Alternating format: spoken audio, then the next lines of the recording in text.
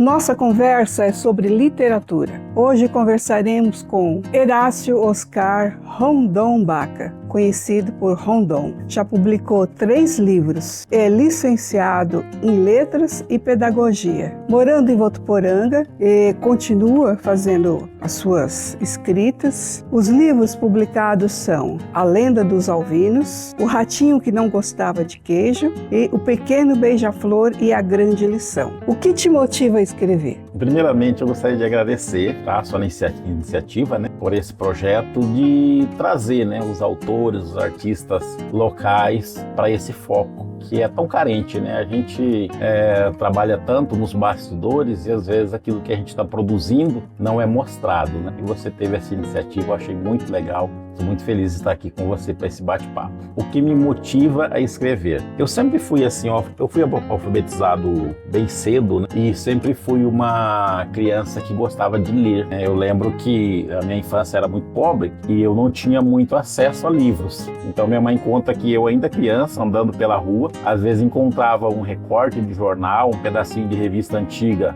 no chão, ali eu sentava e lia aquele trecho, às vezes até mesmo picotado, só um trechinho da história ali. Então eu tenho essa recordação de sempre gostar de ler, e isso automaticamente leva ao gosto pela escrita, É uma coisa que tem em comum todo escritor, é que sempre foram bons leitores, e o gosto pela leitura me levou também à escrita. Em que você se inspira? As minhas obras atuais têm me inspirado muito é um reflexo do meu convívio com as crianças. Eu, como professor do Ensino Fundamental 1, tive muito contato com literatura infantil, as crianças, o incentivo pelo gosto da leitura, a responsabilidade que a gente como professor tem de transmitir valores às crianças. Então eu de certa forma vi uma necessidade, um espaço em que eu podia publicar voltado para esse público. Então meus 2 últimos livros infantis, eles transmitem valores que servem tanto para os pais como professores, trabalhar com as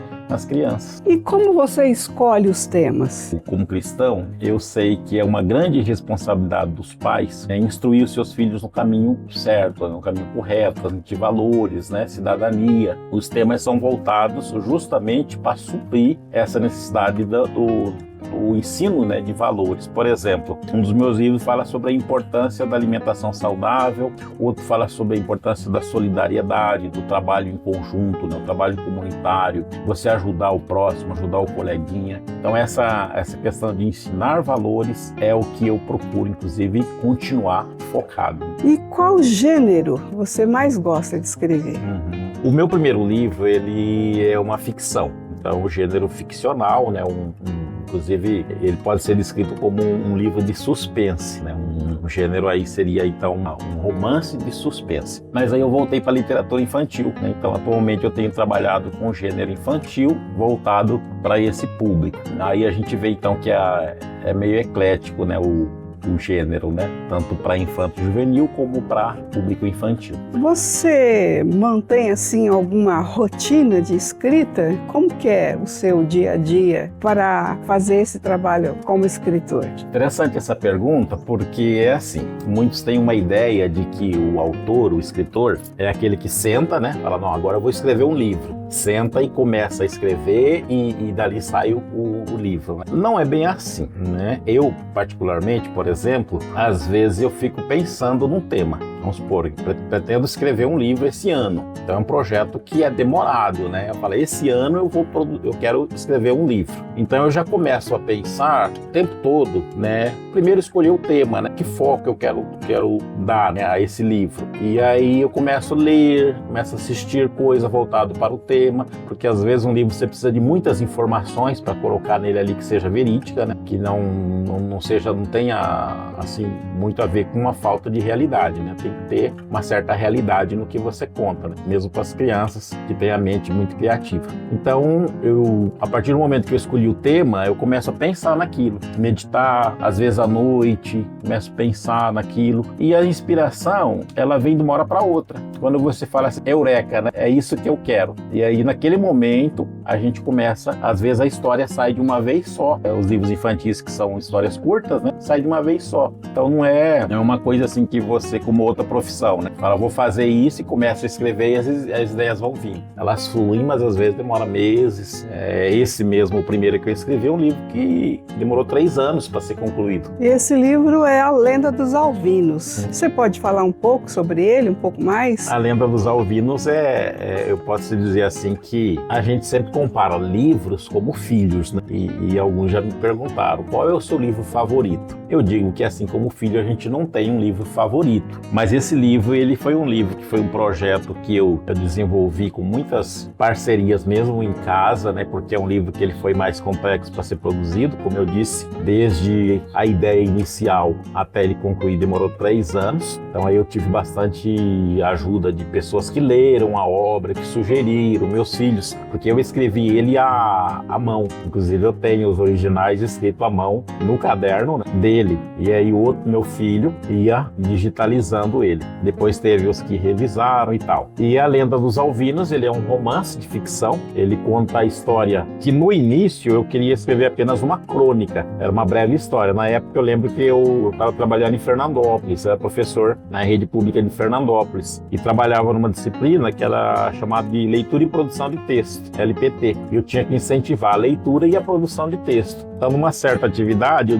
eu propus aos alunos, né, a produção de uma crônica. Então, cada aluno ia produzir lá um texto. E eu propus também fazer o meu texto. E comecei escrevendo a história desse livro. Então, era para ser apenas uma historinha de uma página, uma crônica curta, né? E acabou que as ideias começaram a fluir e com o tempo saiu A Lenda dos Alvinos, um romance muito interessante. Aqueles que têm gosto por esse gênero, né? Um gênero de suspense, drama, é uma história empolgante que eu digo que prende do começo ao fim. E como foi para fazer a publicação desse livro? Muito boa essa pergunta, porque o livro é uma publicação independente, ou seja, é um livro em que eu tive que correr atrás, né, de revisor, de ilustrador. Então, um livro, quando você faz uma publicação independente, todo o passo a passo é você que dá, né? Não é uma editora, por exemplo, que fala, eu gostei dessa história e vamos publicar o seu livro. A publicação independente, então você vai procurar uma editora que tenha a intenção de publicar o seu livro e ela vai receber por isso. Então, cada ilustração do livro ela tem um preço.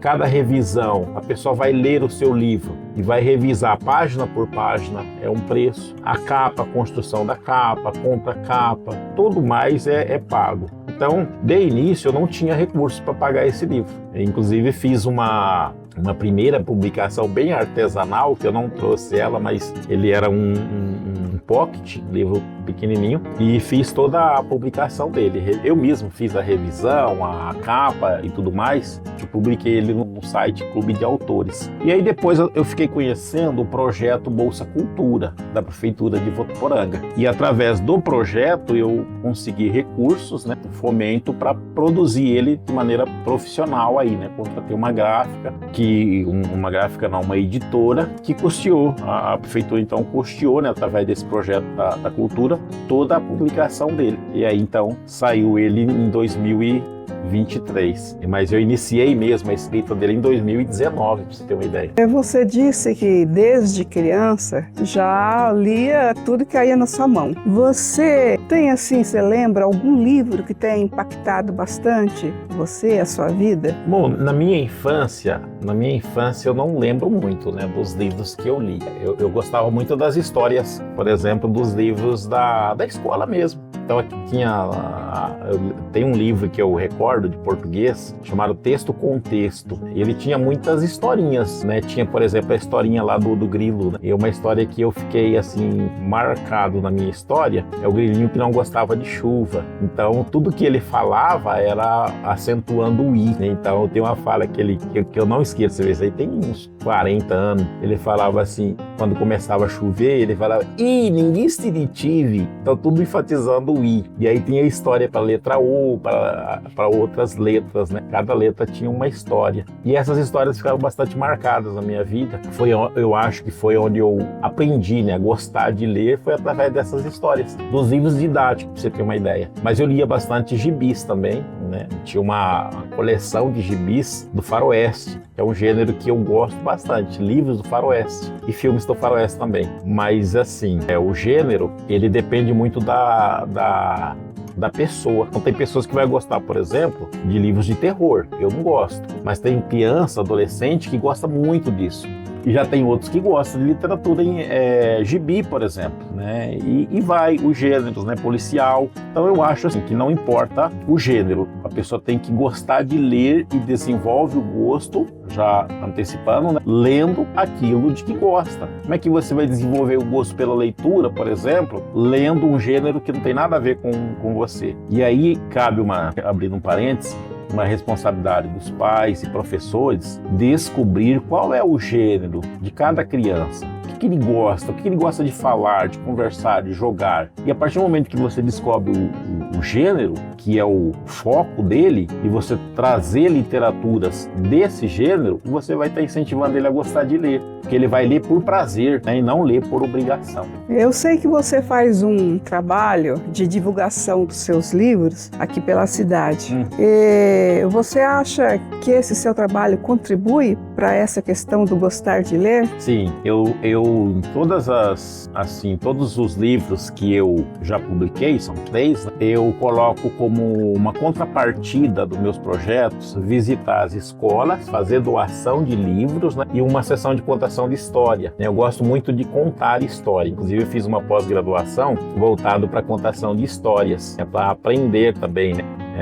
Como gostar de contar história. Eu acho que nesse ponto a minha mãe ela foi uma influência positiva para mim, porque ela gostava de contar histórias também. Eu cresci ouvindo histórias da minha mãe. Eu tenho 4 filhos, eu também sou um contador de história para eles. Desde pequeno eu sempre gostei de contar histórias inventadas ali na hora, né, oralmente, e depois algumas dessas virou esses livros. Mas assim, essas visitas eu faço contação de histórias, conto uma história, a história contada, ela prende a atenção, né, das crianças, e depois então eu falo, onde vocês vão encontrar histórias como essas? Na biblioteca da escola. Essa história é de tal livro. E aí a pessoa vai despertar, né, o gosto por histórias. E aí eu faço doação de livros, então, né, já visitei aqui em Votuporanga, por exemplo, a Escola Clari, a contação de história e doação de livros, a Faustino, Maria Martins e Orozingo Ensinos. Então essas escolas já receberam visita. E eu abro aqui também, né, para outras escolas, se quiserem receber esse projeto. Então, é um projeto em que, às vezes, em uma aula, né, a gente reúne as crianças no pátio e faz ali uma sessão de contação de história e um incentivo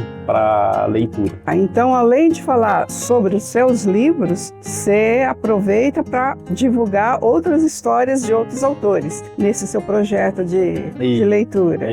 Então, esse é o foco, né? Incentivar o gosto por ler por prazer. E você poderia indicar alguns livros de leitura? Assim, eu sou um leitor assíduo, né? Então, para os adultos, por exemplo, inclusive adultos em geral,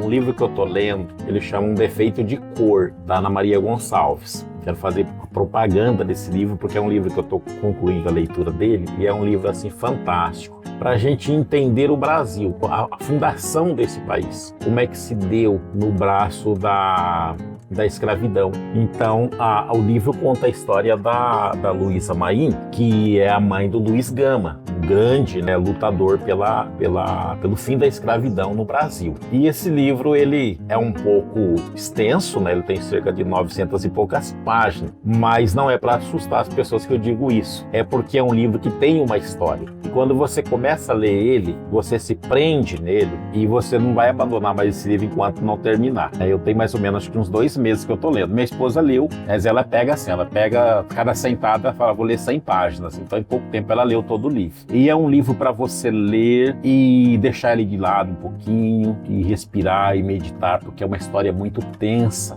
Ela conta a história passo a passo da Luísa Maim, a Kendé, né, que é o nome africano dela, desde o momento em que ela foi capturada em África, transportada nos navios negreiros, vendidas como escravo, trabalho na senzala, e depois fugas e rebeliões que tiveram os escravos. Então conta toda a história, né, de uma vida de uma pessoa que viveu a escravidão, né? É um livro muito interessante para os adultos. Para as crianças, eu incentivo a leitura de livros de acordo com a faixa etária. Então, para os bem pequenos que estão alfabetizados, tem livro voltado para isso, né? Então, os professores, os pais, escolham de acordo com a faixa etária, que são livros que vão prender a atenção de acordo com a idade, né? Não adianta, então, dar um livro de infanto-juvenil para uma criança pequena ou vice-versa, né? Não vai ter o gosto pela leitura. O ler por prazer, né? Que é uma coisa que eu acho que deve ser uma tecla bastante usada, né? Ler por prazer, ler aquilo que gosta, porque o benefício, o Esmeraldina, não está no que você aprende só lendo, mas no ler, porque a leitura em si, ela ativa no nosso cérebro conexões de sinapses que não são ativadas de outra forma. Por exemplo, no joguinho de celular, a criança não vai ativar uma conexão de sinapse no cérebro que ela vai desenvolver decifrando ali os códigos do livro. Então é muito interessante isso. Os que têm interesse em pesquisar vai encontrar essa informação. O benefício da leitura está no fato de ler e não no que se lê, entendeu? Então a pessoa tem que ler aquilo que gosta. Seria minha dica de leitura. Você ler aquilo que te prende a atenção. E qual que é a dica para que a criança descubra o que é que gosta? Normalmente, a criança, às vezes, ela demonstra. Quem tem que estar atento a isso é o adulto. As demonstrações que as crianças estão dando do que gosta. Por exemplo, tem criança que gosta muito de dinossauros, né? Tudo para ele quer brinquedo de dinossauro. Ele quer um joguinho de dinossauro. Então, por que não trazer para essa criança um livro que fala dos dinossauros? Um livro cujos personagens são dinossauros. Outro já gosta de futebol. Tem livros para esse também público, né? Tem livros de autores que são jogadores de futebol. Então, o adulto tem que estar atento, professores, pais, tios, avós, atento ao que a criança gosta de fazer, gosta de brincar, gosta de jogar, e depois buscar livros que trata dessa temática. E presentear com livros, né? Deixar livros, ler livros, né? Olha, eu li esse livro aqui, eu acho que você vai gostar. Ele fala justamente disso,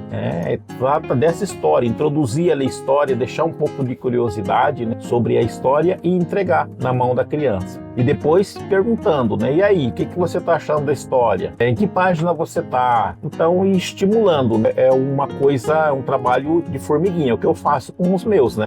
Você gostaria de falar um pouco sobre os seus outros 2 livros? O Ratinho, que não gostava de queijo, e o seu mais recente, que é O Pequeno Beija-Flor e A Grande Lição. Sim. Então, como eu disse, o ano retrasado, eu publiquei O Ratinho, que não gostava de queijo. Esse livro ele fala sobre a importância da alimentação saudável. Muitos ficam falando, mas um rato que não gosta de queijo, né, é difícil, né? Mas esse ratinho não gostava. E aí aqui ele traça um paralelo, porque o que é o queijo para os ratos? É o alimento saudável, né? É o carro forte da alimentação deles. E aí ele traz um personagem humano, uma introdução. É o Jeanzinho. Inclusive o meu menino é o Jean. E aí eu criei o personagem Jeanzinho, que é o que não gostava de saladas, não gostava de alimentação saudável. Então é o pai dele que conta a história do ratinho que não gostava de queijo. Aí o pai dele contando a história leva então a ele desenvolver, né, ele vê a importância da alimentação saudável, porque na história o ratinho se dá muito mal por não ter uma alimentação saudável, né? Ele é quase capturado pelo inimigo deles, que é o gado. E aí depois de ouvir a história, então no final, já dando um spoiler aqui, né, o menino passa então a ver a importância da alimentação saudável. Então eu penso que a gente incentivar hábitos, né, saudáveis através de informações lúdicas, né, de histórias, pode ter um efeito permanente aí para as crianças. Na mesma pegada vai a história do Pequeno Beija-Flor.